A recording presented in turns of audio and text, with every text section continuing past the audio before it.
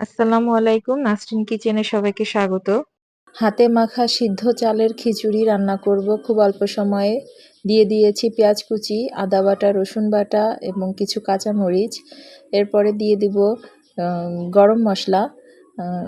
এখানে এলাচটা আমি থেতো করে দিয়েছি, আর লবঙ্গ, দারচিনি এবং গোলমরিচের গুঁড়ো দিয়েছি। দিয়ে দিচ্ছি সামান্য পরিমাণ হলুদ এবং অল্প একটু লাল মরিচের গুঁড়ো। দিলাম জিরা গুঁড়ো, ধনিয়া গুঁড়ো এবং স্বাদমতো লবণ। দিয়ে দিলাম গরম মশলার গুঁড়ো। এখন ভালোভাবে হাত দিয়ে আমি এটাকে ভালোভাবে মাখিয়ে নিব চালের সাথে। তবে ঝাল খুব কম দিয়েছি, খিচুড়িতে খুব বেশি ঝাল আমার ভালো লাগে না। আর আমার বাসায় বাচ্চারাও এটা খেতে পারে না। আপনাদের প্রয়োজন হলে ঝালটা একটু বাড়িয়ে দিবেন।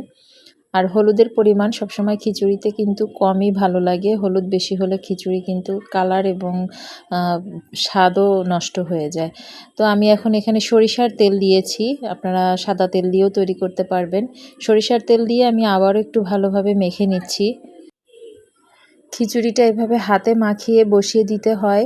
আসলে এটাকে খেতে কিন্তু সত্যি খুবই ভালো লাগে, খুবই ভালো লাগে। আর সাথে যদি একটু ডিম ভাজি আর আচার হয় তাহলে তো কথাই নেই।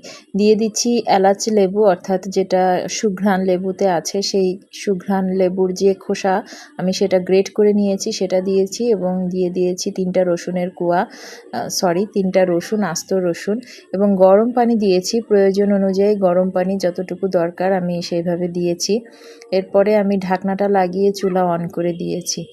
এত সহজ এবং অল্প সময় খিচুড়িটা হয়ে যায় সেটা বলার মতো না। আমি 4 থেকে 5টা সিটি দেওয়ার পরে আমি চুলা বন্ধ করে দিয়েছি।